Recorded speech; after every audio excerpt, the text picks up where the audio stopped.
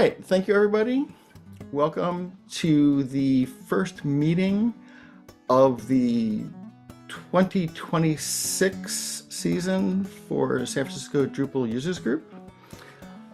My name is Luke McCormick, and I'm going to introduce our host today, the legendary Matt Glaman, author of the Drupal 8 and Drupal 10 Developers Cookbook.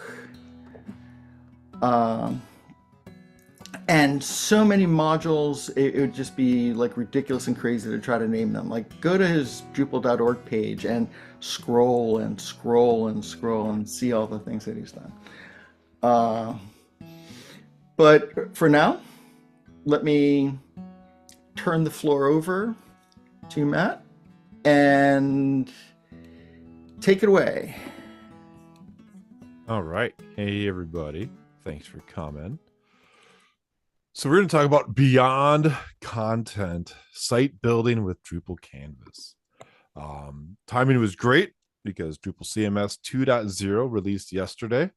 It was a pretty awesome milestone considering it slipped just a little bit, but I think it baked in the oven for just enough time to deliver some goodies. All right. So Drupal CMS 2.0.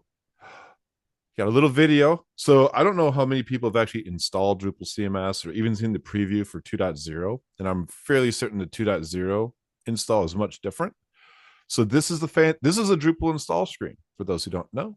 And you're able to pick a site template in the beginning. I believe for CMS 1.0, you like pick your different recipes, but now it's moving to the site template. And that's one thing we're going to talk about today if you're not as familiar with them.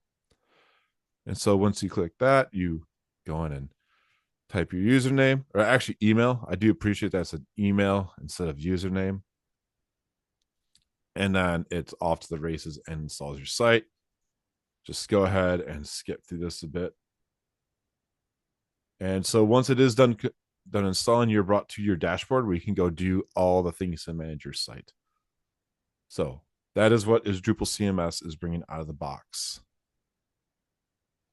One of the big things is site templates for out-of-the-box websites. I think this is great. For those who don't know my history, I worked at an agency for about a year and a half, and I remember being like, we need a package feature so we can just deploy a site in 2 seconds. And I was on the features train, and then I went to Commerce Guys, now Centauro, and I maintained Commerce Kickstart. And I've actually lived and breathed distributions and out-of-the-box sites or software as a service sites for my entire Drupal career. So it's really neat to see that the Drupal community has come up with a solution that's actually much more scalable than anybody who's ever managed a distribution in the past. So it is really neat that with Drupal CMS, there will be this installer. So if you have other things you want to pick and choose, or if there's ways that we could like on-demand download ones, they could show up in that screen. So what are site templates? Because it's another word that we're adding to the wonderful vocabulary of Drupal. They're just a collection of recipes, right? Like, it's a recipe. And for those who don't know what a recipe is just a YAML file that Drupal knows how to read and says, oh, install this module, modify this config, do a few other things. It's just, and they don't have to be installed. So everything about Drupal has always been like something you install and you run, recipes you just apply and you forget about. And a site template is just a way to say, like, this recipe is like to bootstrap your site, not necessarily something you would apply to an existing site. And a site recipe is then composed of some of the more disparate recipes. Like Drupal CMS has an SEO recipe. It has this admin UI one that configures gin and coffee. Site templates are different than a recipe because they also provide a theme, which is why it makes them like a site template, because you get a theme and you can get something out of the box. Drupal CMS 2 also ships the Drupal Canvas for building out of the box. With the 1.0, it was the normal, you build a page, maybe it had layout builder. Actually, I don't recall, but I know at 2.0, now it has Drupal Canvas for the editor. And if you watched the Andreas notes, you know this is where things were going. A little history for myself. So I am a technical lead at Acquia and for Acquia Source, which is our software as a service that helps build and deliver Drupal Canvas. So I work on Drupal Canvas on my day job, and it's really exciting to see it get adopted and make it a lot easier to use your Drupal site. So before we get into more about the site building, I want to explain what is Drupal Canvas a bit, because it's kind of like we've hit this culmination point where we have recipes and Canvas, and we have this next generation of we can build sites faster, more simple, or at least out of the box. So that's core. With Canvas, it leverages components for intuitive page building. And to just explain real quick, so with Drupal Canvas, there's different kinds of components. When you work with them, you don't know the difference, but they are sourced in different ways. They can be sourced via SDCs, single directory components, which were added in Drupal way back, but it was kind of hard to use them. Like write some Twig code and still know a lot of Drupalisms. Or if you have a bunch of blocks, you can still use them inside Canvas. And then we have this neat code components using JavaScript that I won't touch on here, but those are all things that you can use inside Canvas to build within the Canvas UI to create your pages. And just building on the building blocks, but a component has two different parts of it. There are the props, and props are the inputs. So when you're saying like a heading or text, those would be inputs, and then slots are where you put other components to build your tree.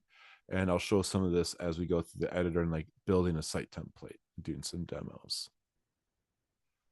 Canvas ships with pages, one of my favorite features to land. It is a entity type that allows unstructured content for landing pages instead of using a node or a random content type. I thought this was really important because we needed a very controlled way to just say like, this is a page. It's not meant to be messed with other modules or have all this extra access that like the node grant system provides. It's just, we need a page that lets you just drop unstructured content in to create landing pages, because that's what marketers want, right? They go to Drupal and it's like, I want to build a page. And it's like, oh, well, make sure you go to node and basic page, and you get this form that's got a text field. And then maybe the site architect thought it'd be great to make it super structured, and there's like 10 extra fields on it. I remember when I found Drupal, when it was Drupal 4, and I read the word taxonomy, and I said, screw this, because I wanted categories, right? I just wanted to put categories on my site.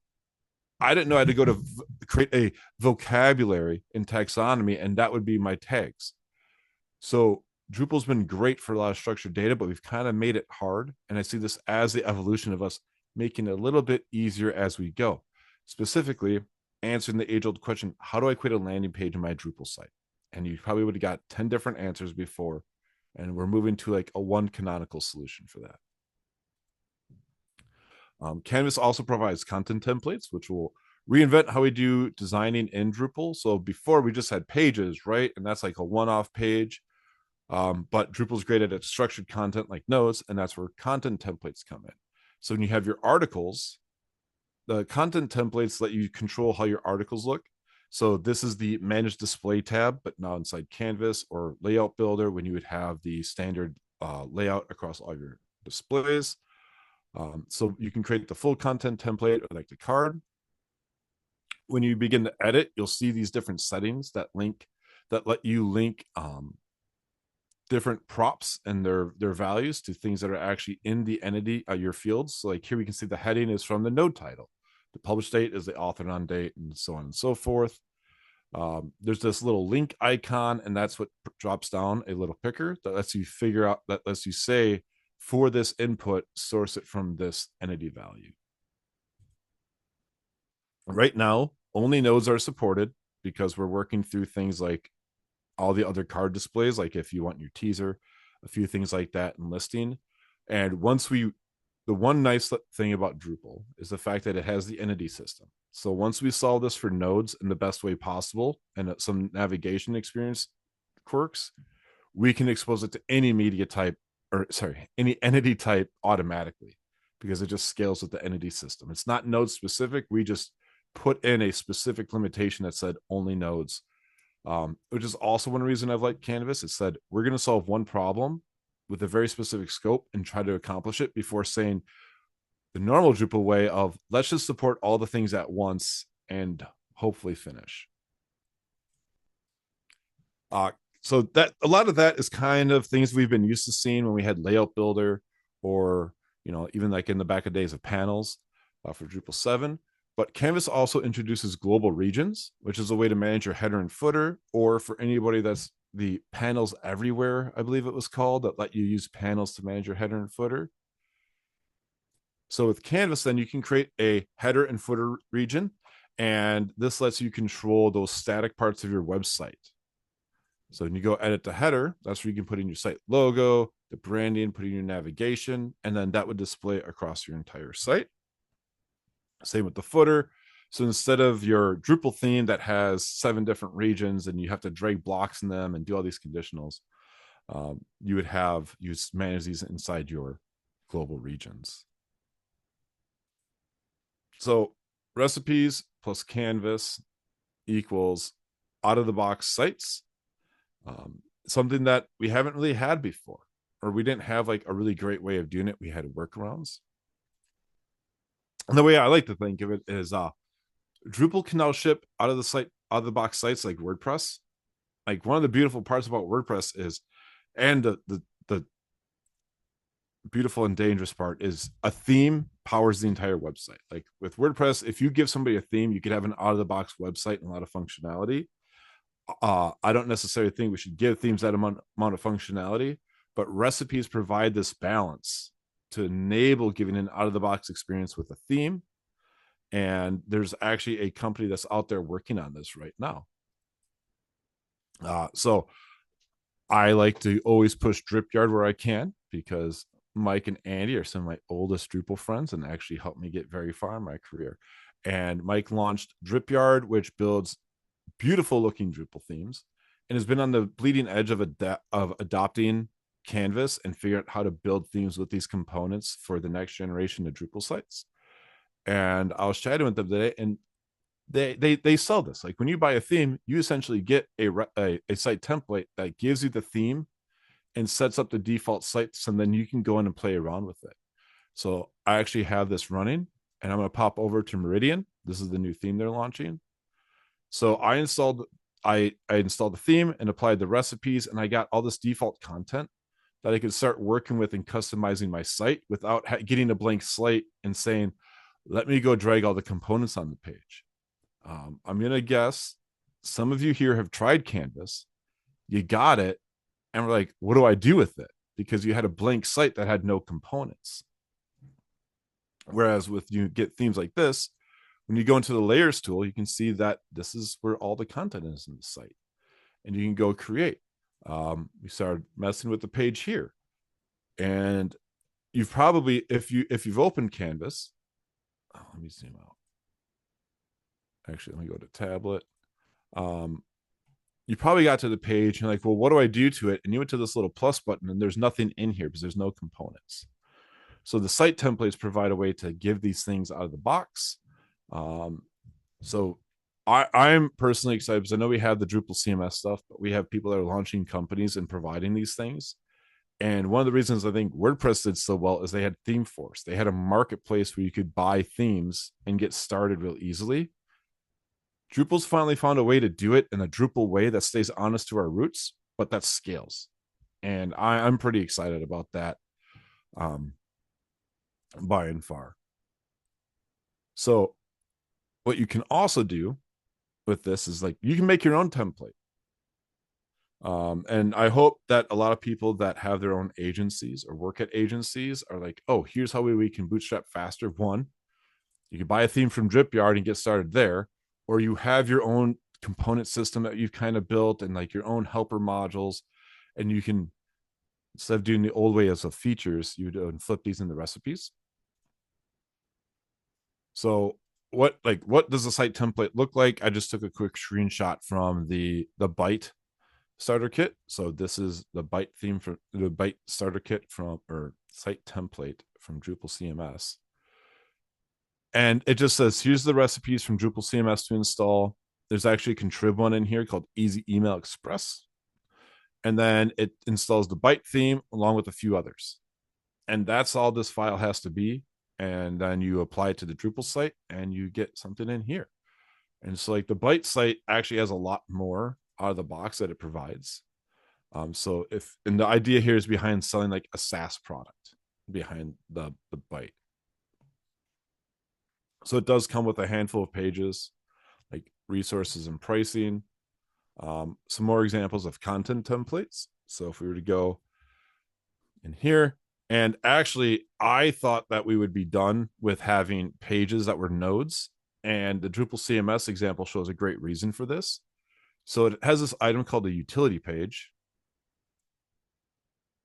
And utility pages are great for like your terms of service and privacy page. Pages that are just like a little bit of content that need a body field and not like a dedicated landing page to build. So that's where these site templates kind of show like new things. Because to me, I thought having anything called page and node to be dead finally, but actually they do have a case, and these site templates showcase those.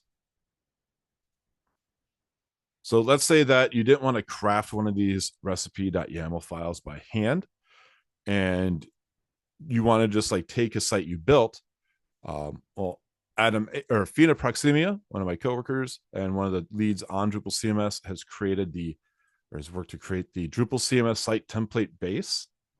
So when you run this project, essentially it lets you take any of your Drupal sites and then run this drush site export command. I thought they had it. Oh, they have this huge docs. Actually, the docs are really developer-y. We'll skip this for now. But essentially, you can use this project on any Drupal site you've crafted and run this drush site export, and it will create the site template recipe for you. So that way you don't need to be like we're in the before we began, somebody brought up that recipes are extremely technical. I agree. I sat here and I like hand typed some config actions, and I was like, this is a lot to do, because there's no tooling to like just generate them. So instead, if you wanted to like leverage site templates to be faster at your builds, you could use this site template base as a way to just take an existing Drupal site you've built, export it as a site template so you can flip and reuse it more often, which is a lot easier than copying around a database that you just import and run with. So that's one thing that's available to you. So different resources.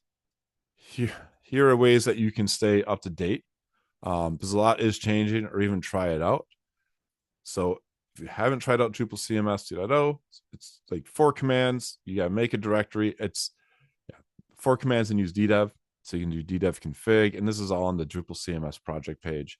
But you do composer create project, this recipe unpack. I'm pretty sure this could even be optional. I think what this does, it takes any of your dependencies that are specified by a recipe and dumps them into your project roots composer.json, and then do ddev launch, and you end up exactly where I was at. That gives you this plugged in, this plugged in site. And then when it comes for like the Slack channels, we have Drupal Canvas because there's a lot happening here. I know we only did the 1.0 a month and a half ago about. And so there's a lot coming, a lot of questions there. Don't be afraid to ask, because there is a lot that's happening, and the issue queue can be kind of hard to search sometimes. And then if you're curious about the development of Drupal CMS, I want to jump in on it, and that's going to be a great way to learn about recipes and how you can leverage these same things for speeding up your agency's build times. There's the Drupal CMS development Slack channel. There's a lot of Drupal CMS Slack channels, actually. Like I went to go find what would be the canonical one, and like 10 showed up. So if you do a channel search for Drupal CMS, you can find one that probably will fit your questions. So I realized this went a bit quick. I want to go questions or just walk through demos to just try to be like a resource if people had questions around this.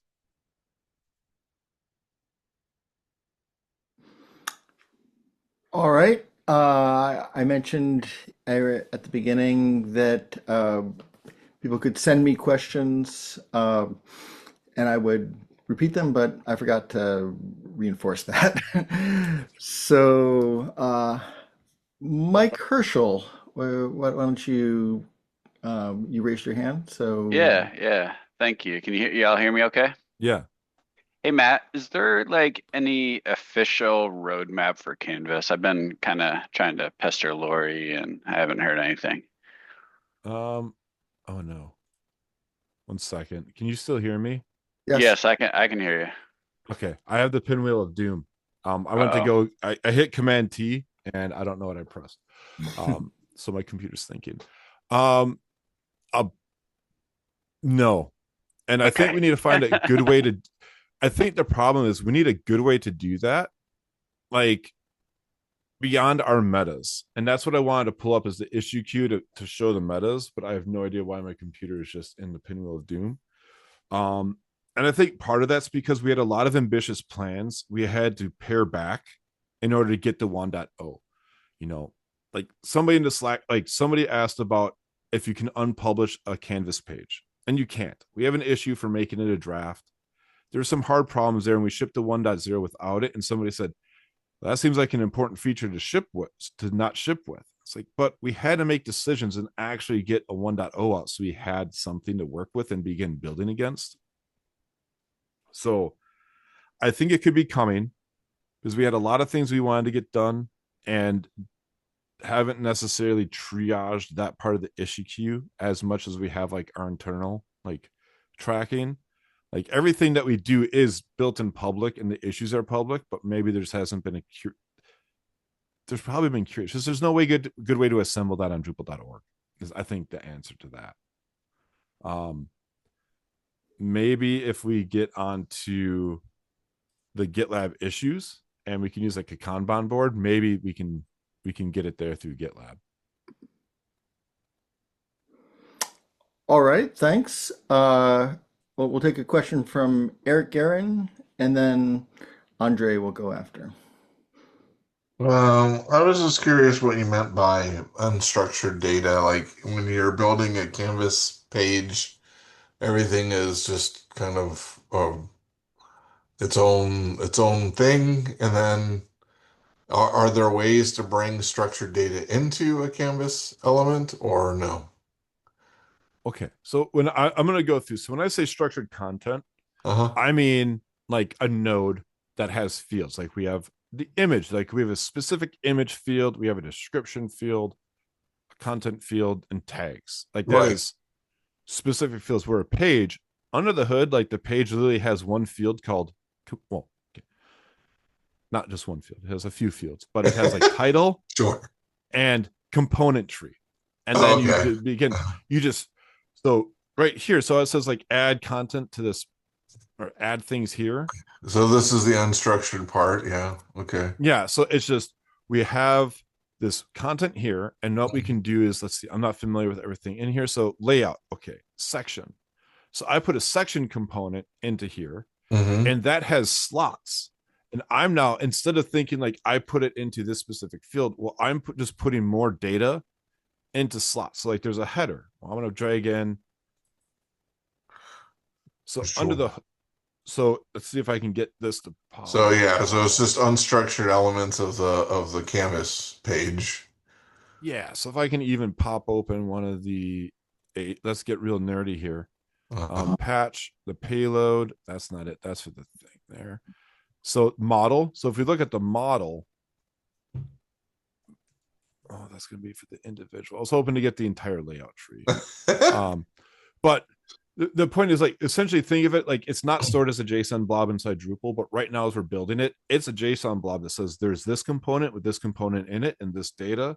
And then it gets saved in a certain way. So it's not like I'm going to query this table for this field in the value column. Yeah. Okay. Yeah. Technically, you can do that with Canvas because we use the JSON storage. So like we could do like JSON query, like JSON database queries. But are there ways like in Layout Builder to take structured data and move it into an existing Canvas page or no? That's what I meant to link to. And that is actually, there's actually notes about that in the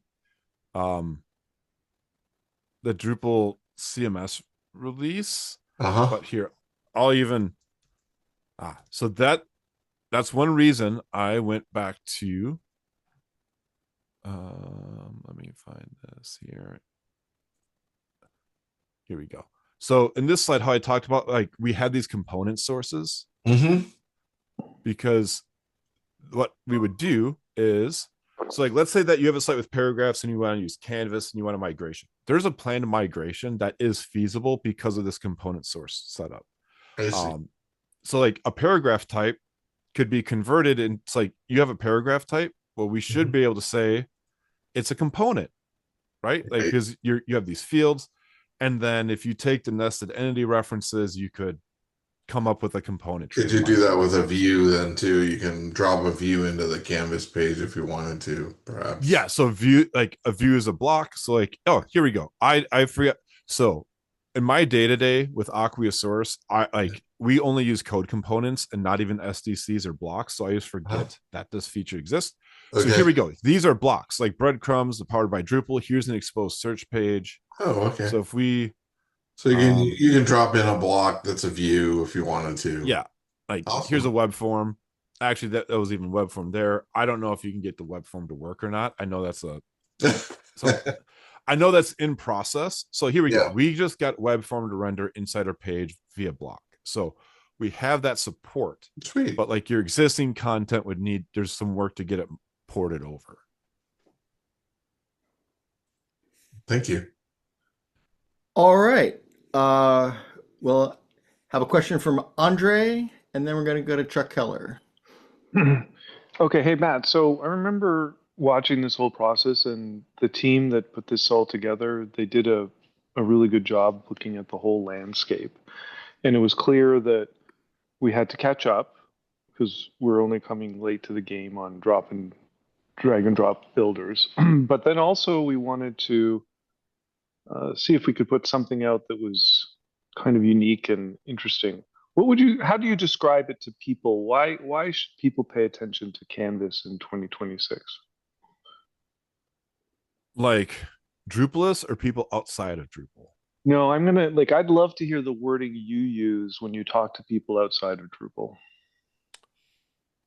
Okay. So I actually had a conversation with like a local marketing firm, and I was like, so, there's this Drupal Canvas page builder. I haven't had to market it much, but when I was asking like, how's it going with Divi is kind of my question. There's Divi and something else in WordPress. It's like, how's it going with there? And they were having a lot of issues with like the quality. They're paying for this thing and the quality. And they were like, I saw a Drupal Canvas, and like they knew there's like that stability in the community behind it. And I think it's around my biggest angles have just been like, hey, Drupal's got a page builder that's a lot more stable than what you've experienced, and you don't have to type in a short code to a body text and hope it still works. Because I think I've seen those bugs as well. I guess I haven't had to do as much shopping around to explain outside to people to use it, but I know when it's packaged in an experience like Drupal CMS or Acquia Source, it looks great because it's like, here's something that the UI was designed around all the other tools that marketing folks use, that people that build these websites use. And so when you look at it, it's a familiar interface than Wix, or there's this one that's like this Spaces builder that everybody uses so they can see it. And then they also see the other features that Drupal tacked into it. So I think Canvas is basically table stakes in its experience on how you build pages, because that's what everybody else has. But it's allowing us to sprinkle in and dazzle with what makes Drupal great on the other parts, like its structured content and views, and be able to drag in a dynamic like list builder this way. So I haven't been able to do like apples to apples comparison, like why Canvas versus something else. But for me, it's like table stakes, so we can actually show why things are nice, like what Drupal provides and shines at. Yeah, and then I hadn't thought about that. We do tend to ship reliable code. And boy, that one time I tried to make a WordPress site, I was just ready to kill someone. So many incompatibilities between plugins, and and it seemed like the code quality of the plugins in the WordPress space was just poor, buggy. And I would say one other selling point to it is, in my history, for 2 years, I worked at an ed tech company, and we built a software as a service that hosted K through 12 websites, up to 500 sites. Way to go, Eager and Panoply. So built a SaaS on top of Panoply, and we're able to do all those things because of panels and Panelizer. Like the trick, we had 10 different themes people could pick from and customize their themes and get defaults. And that product like got sunset due to some federal things. And I found Commerce and I was like, I would love to do this again, but I started working on Drupal 8. And I have not found a way that we could replicate that same build in Drupal 8, 9, 10 because we didn't have that kind of builder. So when I say Canvas is table stakes again, or table stakes, like it is, because you can't really build a SaaS if there's no way to visually build a website. If your answer is go edit some Twig, you can't build a SaaS. So again, I don't think it's about selling necessarily Canvas itself versus other solutions, but just what it's going to empower people to do with Drupal and be able to sell applications that are built on Drupal or Drupal sites. It's another little tie in there. And just my last thing, it's not a question, but I'll just share this with everyone. So I actually did a little bit of research about a year ago because for Hero Devs, and they're a security company, and I wanted to know what the number of security exploits was in WordPress versus Drupal. So I started with Drupal, and it turns out that there are, since the entire history of Drupal, there are about 6,000 exploits, which sounds like a lot. 20 years, it's actually not that bad, but let's say it's 6,000. Guess how many in WordPress? Over 18,000.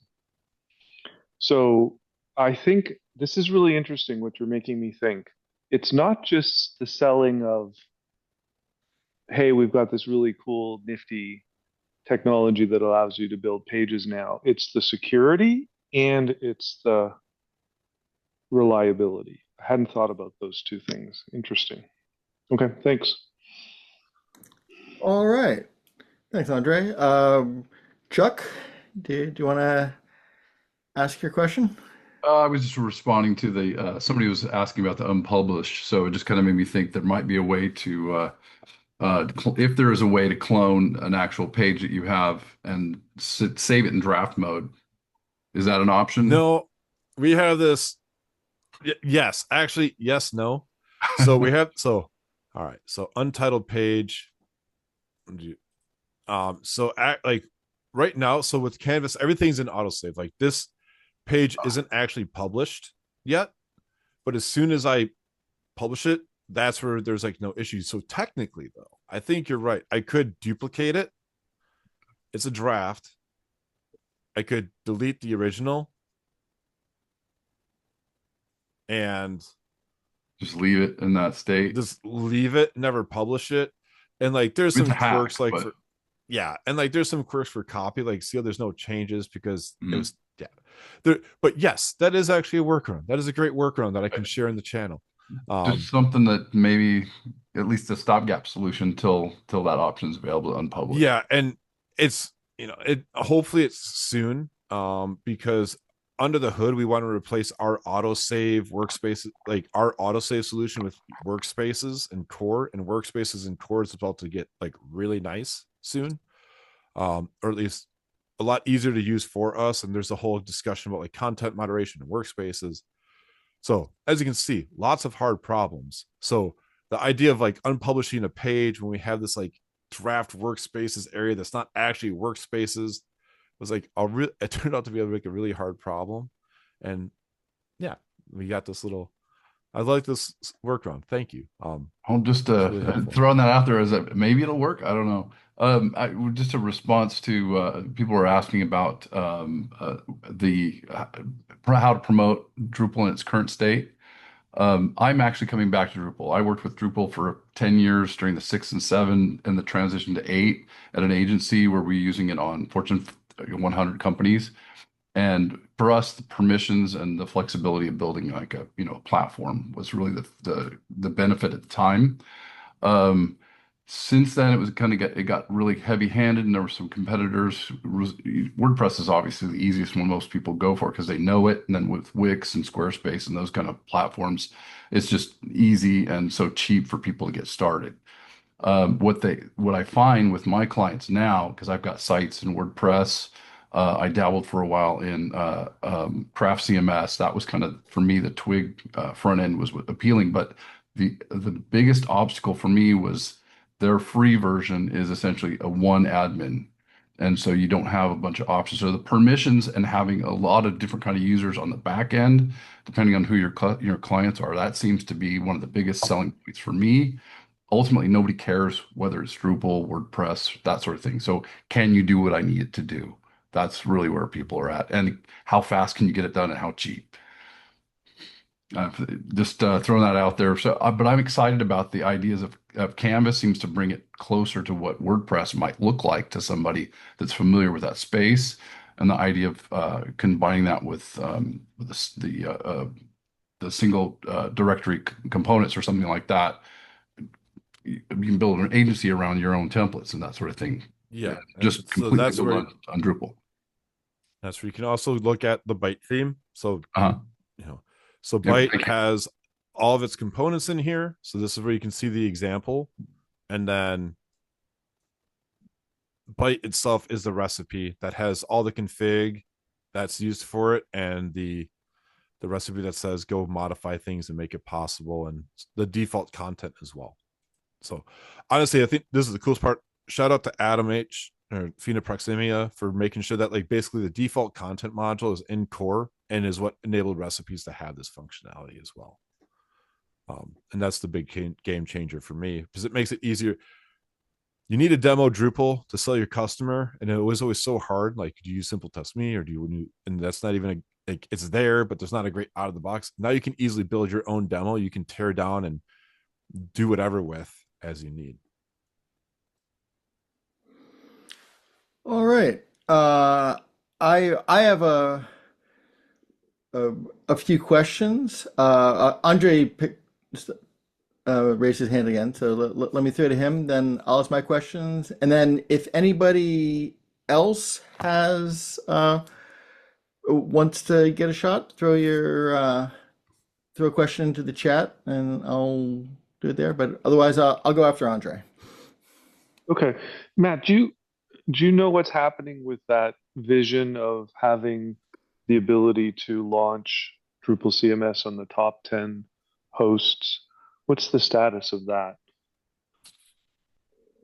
I don't have a good answer for it because I bowed out of any Drupal. My only part in that was like the whole WASM thing, but I'm not as closely tied into the CMS project. I do know that as one of the stopgaps, that's not the trial I was looking for.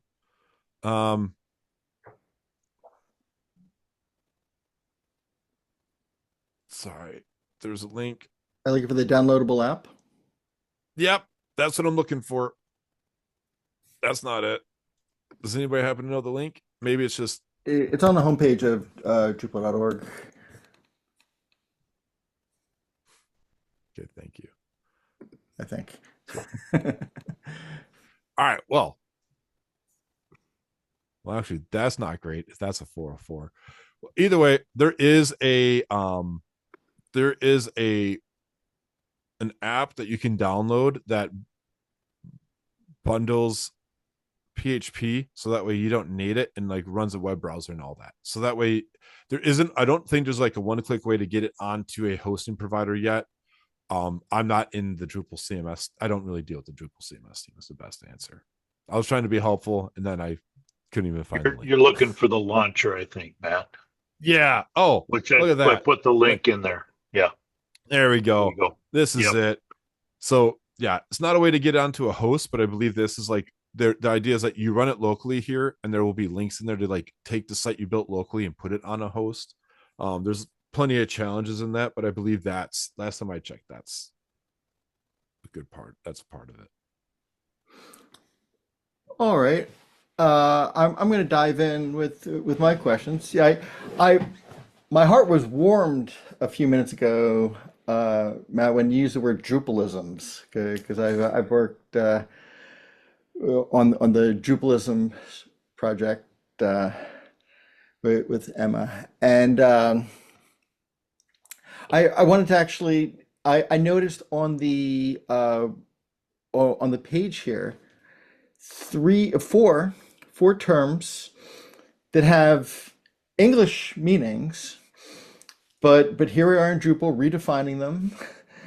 And I wanted to ask you about props, slots, components, and patterns as they're used in Drupal Canvas. Yeah. So we took these terminologies from how like components are built in other systems as well. I think it's even the same way that SDCs use them. Like under the hood internally, when you like props are called inputs inside the internals of Canvas. So if you see anything that's like inputs, because it's the input to a prop, that's why. And then slots, like if you've ever worked with Vue, I think in Vue is where they've called things slots more often than like in React. In React, it's just like children elements or child elements, but slots are just ways, specific places you can put it. Even like in like regular web components that aren't like Vue, React, or anything, they have slots. So props and slots should be standard tech terminology for anybody building components. But when you're in the editor, the page editor doesn't know that. They don't know that this little purple thing right here is a slot that things can be put into. They just say like, oh, I can put stuff there. And then they've got these little inputs here that are filling in the props for that component. Patterns is one thing I left out of the walkthrough because it's going through. It's kind of quick. So this is a great example. And I don't think that, the drip yard thing, that's right. It did come with a pattern and I have it on this page. Okay. So let's say that you built this cool, like call to action page. Yeah. Logo icon grid, logo grid. Yeah. Logo grid. So let's say that on one page you built this and you need to flip it over to multiple pages. You can actually choose to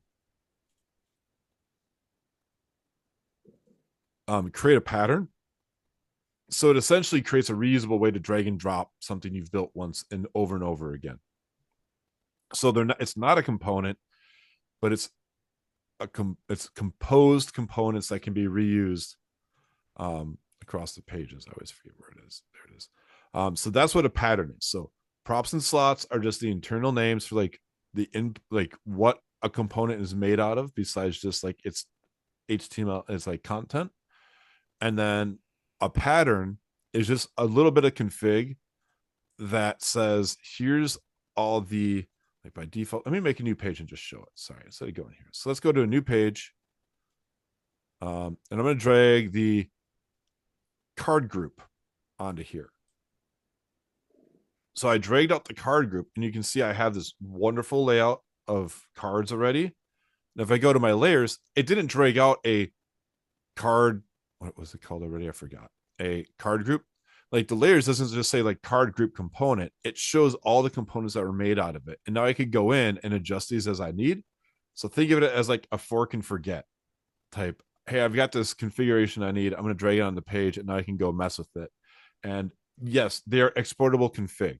So under the hood, all this is everything on this left side is config. So the components are config, the patterns are config that can be imported, except for like the page. The page is content.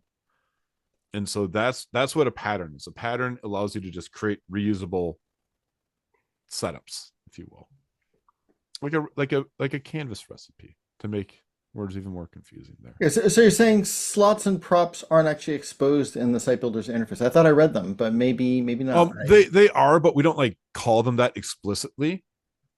I think is the best way to put it. It's like when I make a new page. I mean, they're exposed, but the words props. Yeah, the word is not. So like if I section. So like basic section. So right here, this whole side under settings, these are all the props that are available. Like section width, max width, content width. These are all props that let me control things. And then these little purple slots or these purple highlighted areas that I can drag things into, those are the slots. So when you're building a component, you're explicitly choosing to create where to place those slots and all that. But in the end user, they just see them as places they can drag components into. Also, totally forgot there's keyboard shortcuts. I don't think we have like shift Q to question mark to show you. I even forgot this existed, and Mike blew my mind when he reminded me. So I just wanted to show this for you real quick. So if I were to go in here, I'm already lost.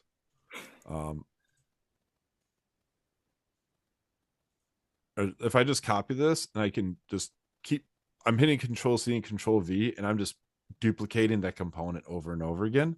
Mm-hmm. So on top of patterns, which let you like create these things, if you just need to quick duplicate some content, you can literally copy paste and then do commands Control Z and undo as well.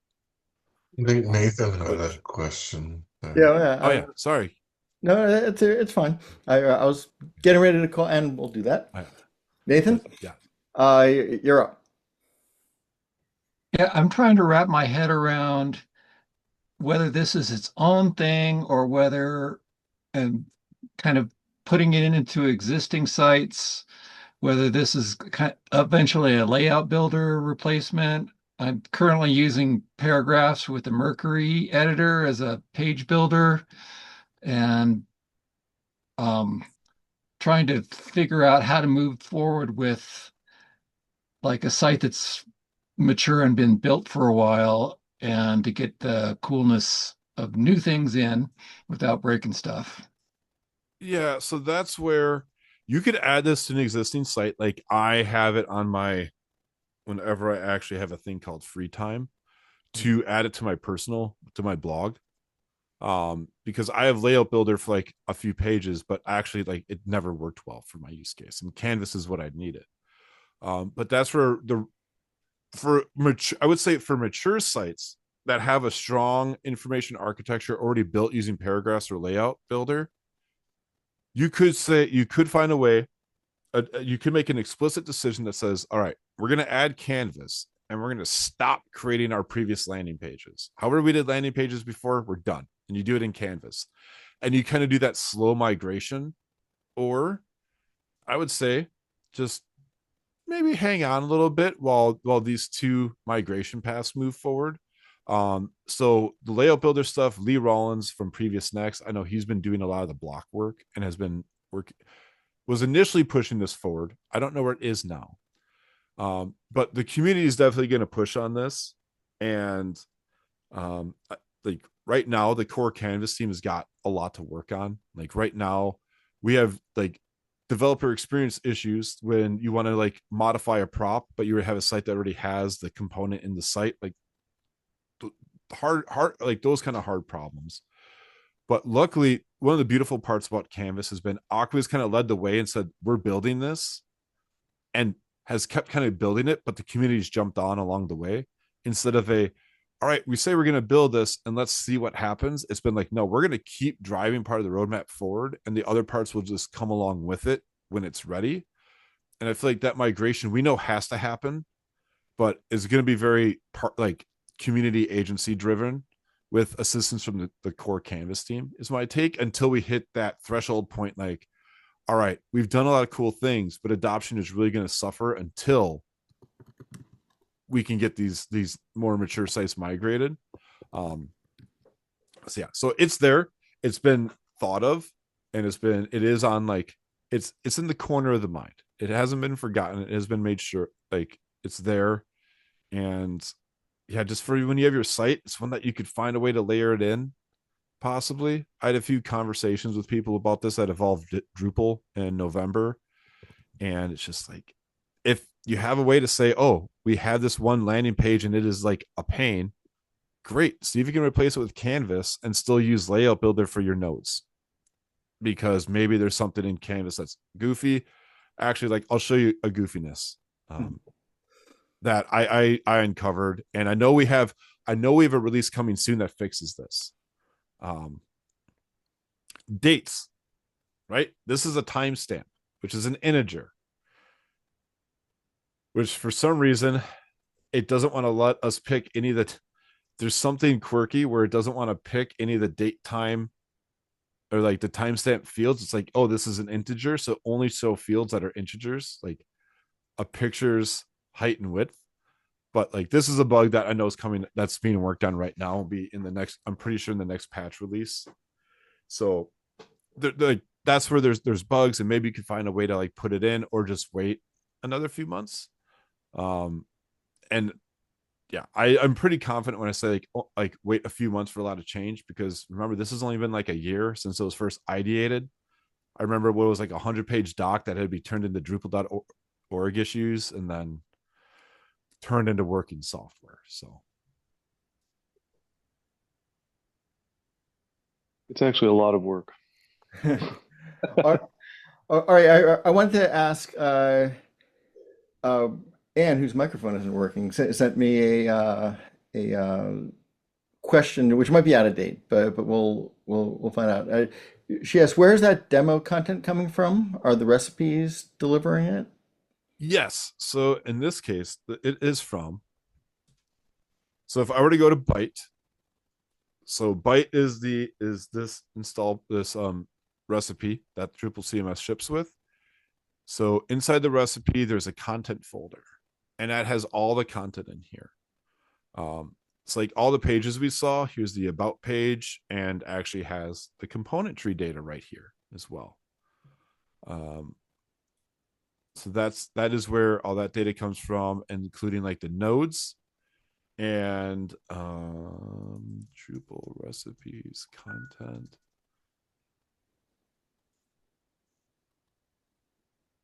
That's not the exact page I was looking for, but there is like a GitLab docs page that explains how you can export your site content as well, which that Drupal site starter project would do the same thing as well. It would dump all your content into a folder like this, so that way it could be installed. Like for instance, I used to have a drush command that just ran PHP code to create sample content. Now I have a recipe called seed data. So whenever I have to install a site that's for testing, I have a bunch of YAML to structure my content and have it available. So it's useful beyond just site templates. All right, cool. All right, let's go to Andre, and I think this is probably our last question, although we don't really have a card cut off. Nope, Bob raised his hand too. Oh, I Bob, didn't. do you want to go ahead of me? Because I've already had 3 questions, or 2 at least.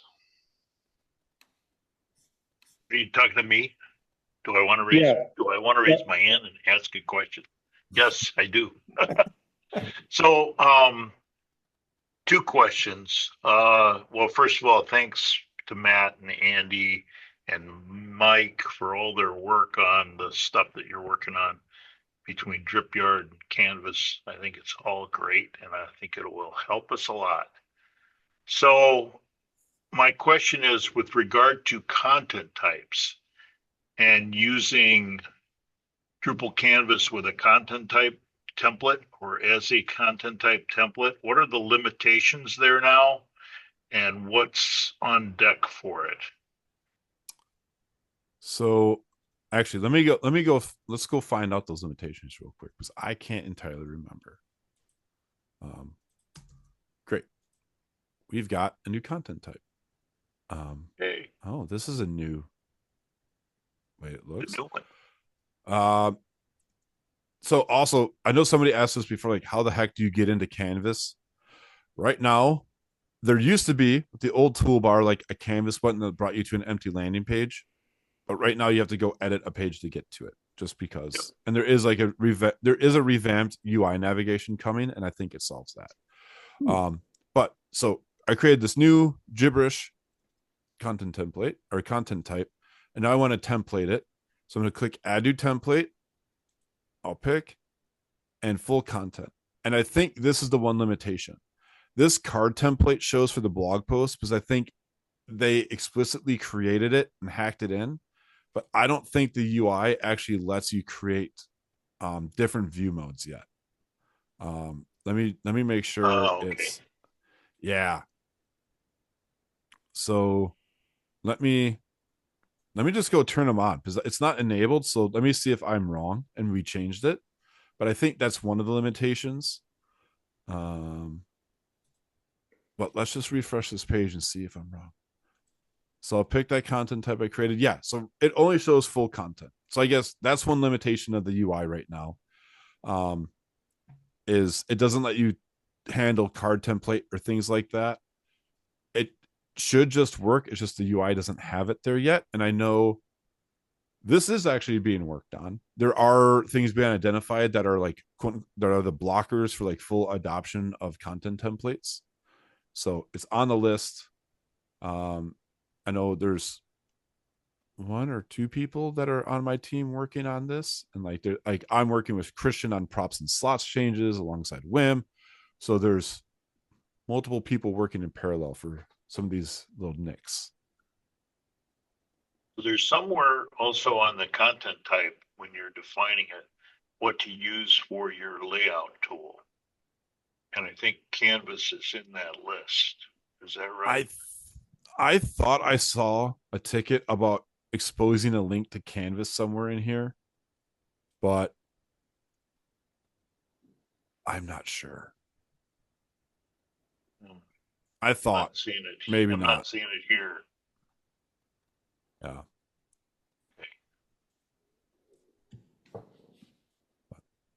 And then, yeah. So I is it under the edit? No. I thought there was a ticket that was supposed to put a link like on manage display that says go here. But it might not have been merged yet. Okay. If I run across, I'm kind of looking for it, and I saw it at one point, so I may ping you at some point. Say, hey, okay, what's going on with this? Where should I do that at? In the Drupal Canvas, Drupal Slack? Yeah. Okay. All right, cool. Thanks. All right, Andre, want to go again? Yeah, so can you go to the dashboard? What do your new pages look like there? Like the page. Didn't you just put one with a whole bunch of gobbledygook in the title? Oh, where did that was one a go? content type. Oh, got it, right. Okay. Yeah. That was just the content type. And actually, like for funsies, let's go here. Let's edit this. So I was bringing up this autosave changes, so we can see that I retitled it here. But if I go back to pages, because it's not, so that's one thing, like the autosave, how the autosave works in Canvas. It's not even creating like a temporary revision, like content moderation might do. It has its own like draft system. Okay. Okie doke. And then just since there are a whole bunch of people online, can you go back to the dashboard for a second? Yes. And then scroll down, please, to the very bottom of the dashboard. Okay, everyone, take a look at that on the right. Drupal events.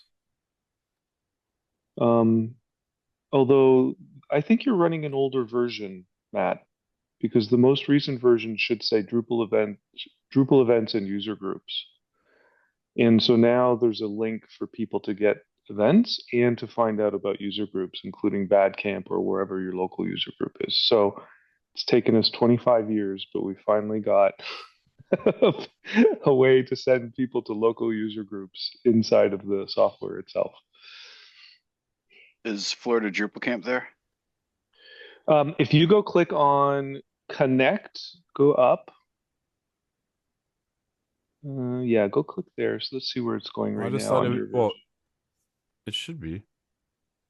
If it's pulling from DrupalCal, it's just it should be like February 20th. Yeah, there it is. Florida Camp should be there, but also your actual camp should be gettable as well. Let's go take a look at the new local user groups page. Let's see where that one goes. Go click there. Bingo. Yeah. So I spent most of the holidays gathering 150 user groups from around the world. Nice. Good job. Wow. Thank you. Welcome. Now we're also going to improve that. Salman is working on a system that's looking at the actual live API for Slack. And so we might have a way at some future version so that you can actually look through the Slack channels online in real time. So that's what we're working on next. And then, of course, the Slack channels are not just local user groups, they're also virtual ones. So there are just a ton of Slack channels on topics by people who will never get together in real life, like the SEO groups, unlikely to ever get together in real life, or women in Drupals, well, who knows? But anyway, the whole point is that there are always usually more virtual groups than real ones. And so right now, there's no way to surface them.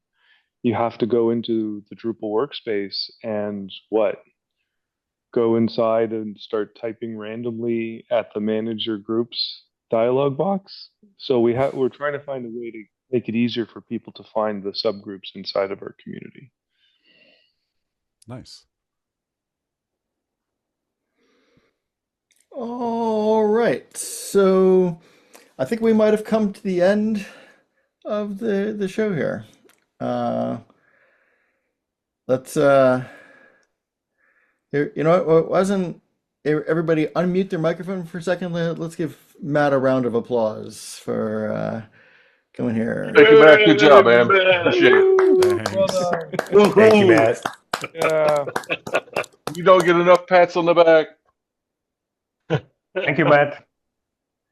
Yeah, Um, very Thank you good. all. And thanks, Luke, for getting this going again. Yeah, 'Cause, Luke, this is You great. know, the San Francisco Drupal user group was one of my saviors during the pandemic. You know, I was always on there. It was all good. Yeah, well, I'm happy to do my part. All right, well, that's it. We go home now. Thank you. Oh, I do have one thing. I actually have an announcement to make. I can tell you who our guest is for next month. Yay! And it's going to be Kristen Paul speaking about Context Control Center, which the observant among us might have noticed in Dries's Vienna keynote. So, Yes. so as a high level overview, it brings in all the AI stuff that is now available in Drupal. So I for one, am looking forward to that. That will be the third Thursday, like they all will be from now on. The third Thursday in February, which I believe is the 19th. Yeah, Thursday the 19th. So see you then. Thank you.